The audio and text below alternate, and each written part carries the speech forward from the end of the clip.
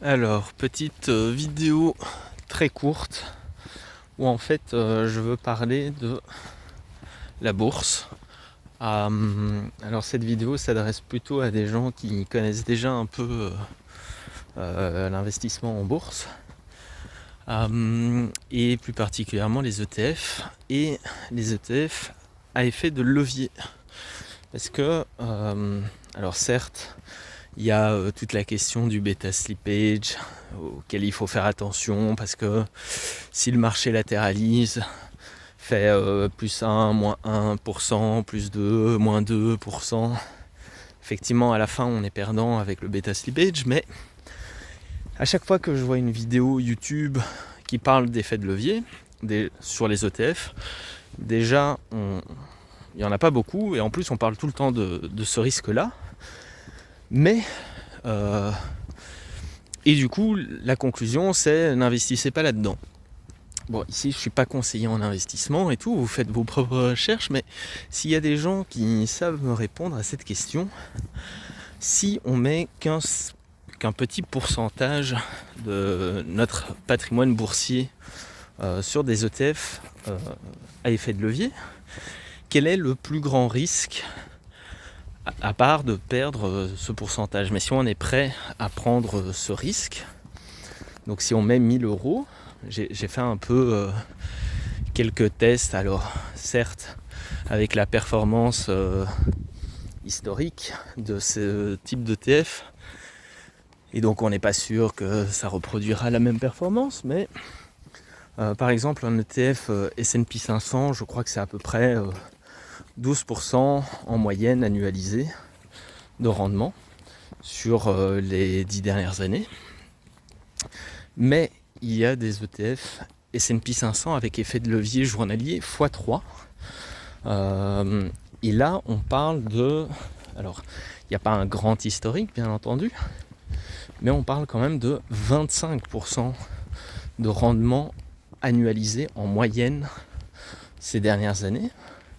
Et donc, si on fait une projection, toutes choses étant égales par ailleurs, et voilà, avec toutes les précautions d'usage habituelles, hein, on ne sait pas ce que fera la bourse sur le long terme, mais 25% par an, si on met 1000 euros à 25% par an, et qu'on se dit, ok, c'est un petit pourcentage de ce que je mets en bourse, le reste je le mets sur ETF Monde, truc bon père de famille, mais je prends un peu de risque sur des ETF à effet de levier, et je mets 1% par exemple, et que, imaginons, c'est 1000 euros. 1000 euros pendant 30 ans à 25%, c'est quand même sur 30 ans une rentabilité de 806 000 euros au bout de 30 ans pour 1000 euros investis, ce qui est énorme. Et ce que vous n'avez pas forcément avec un simple ETF Monde ou même S&P 500 et même Nasdaq. Et alors il y a même des ETF Nasdaq x2 avec effet de levier donc x2 journalier.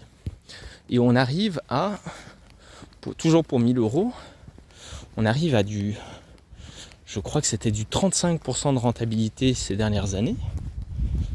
Donc si, je dis bien si, on obtient la même rentabilité pendant 30 ans, on arrive à 2 600 000 euros au bout de 30 ans pour 1000 euros investis.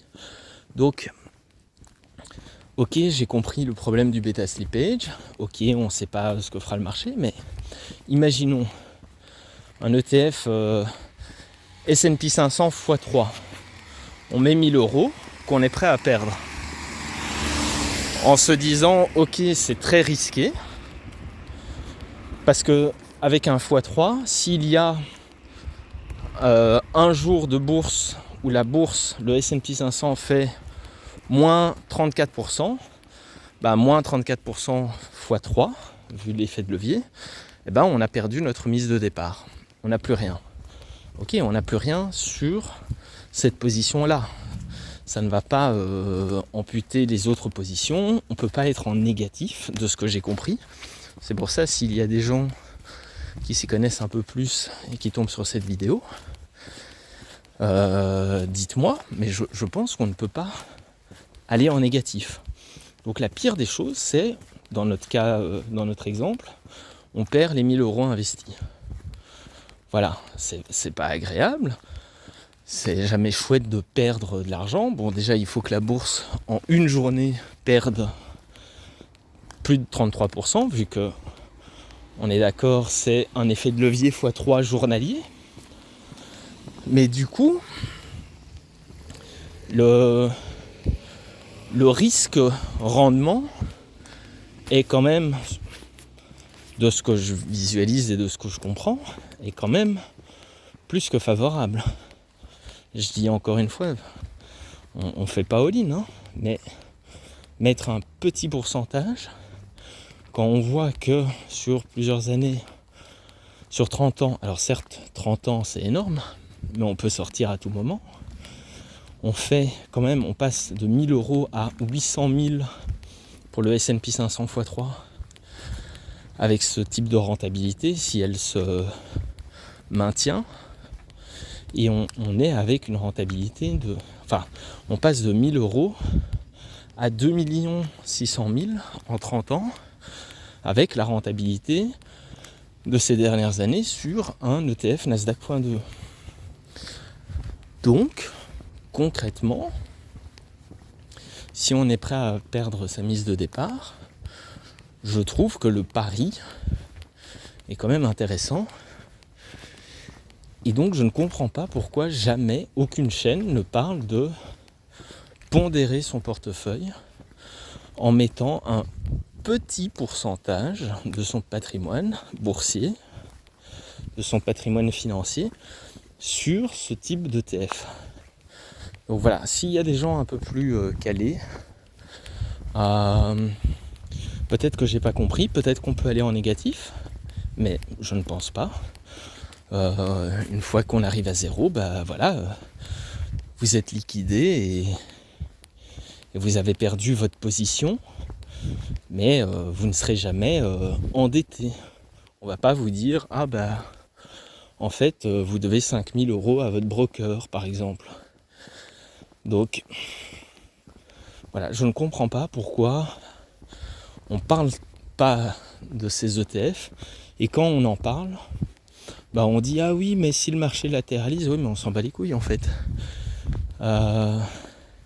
Oui ça arrive, bon bah c'est ballot, mais si on investit en bourse, c'est quand même qu'on a une croyance, qui est peut-être erronée, mais une croyance quand même que les marchés vont monter dans l'ensemble, et vont continuer à monter à l'avenir comme ils ont monté plus ou moins ces 2 derniers siècles. Si on regarde les 2 derniers siècles, la bourse a fait que monter. Alors oui, il y a eu des périodes où la bourse n'a rien fait, parfois pendant 10 ans, hein. Il y a eu la décennie perdue de 2000 à 2012, hein, quasi, avec la bulle internet, et après avec la crise des subprimes en 2008. Ok, très bien. Donc oui, sans doute qu'un ETF à effet de levier pendant ces 12 dernières années, enfin ces 12 années-là, ça n'a pas dû être joli. Mais encore une fois, à partir du moment où ce n'est qu'un petit pourcentage, c'est un pari. Alors oui, c'est de la spéculation, plus risqué, mais encore une fois, si on gère son risque en mettant un petit pourcentage, en pondérant son portefeuille, je trouve que le pari vaut le coup d'être joué. Et donc voilà, c'est pour ça que je ne comprends pas pourquoi on n'en parle pas. Donc j'espère qu'il y aura des gens plus intelligents que moi. Et qui... Donc si vous êtes plus intelligent, merci de donner votre avis. Si vous n'êtes pas plus intelligent, merci de liker et peut-être de partager la vidéo à des gens qui seront plus intelligents et qui sauront répondre. Voilà. Allez, à bientôt. C'est pas une chaîne de bourse, hein, donc je compte pas parler non-stop de finance et d'investissement. C'est vrai que c'est quelque chose qui m'intéresse beaucoup, mais voilà, le but de la chaîne c'est de parler un peu de tout et de rien, donc voilou. Merci de vous abonner et de liker. Et si vous avez vraiment rien à dire, mettez juste un emoji, peu importe, c'est pour le référencement. Donc voilà, bisous.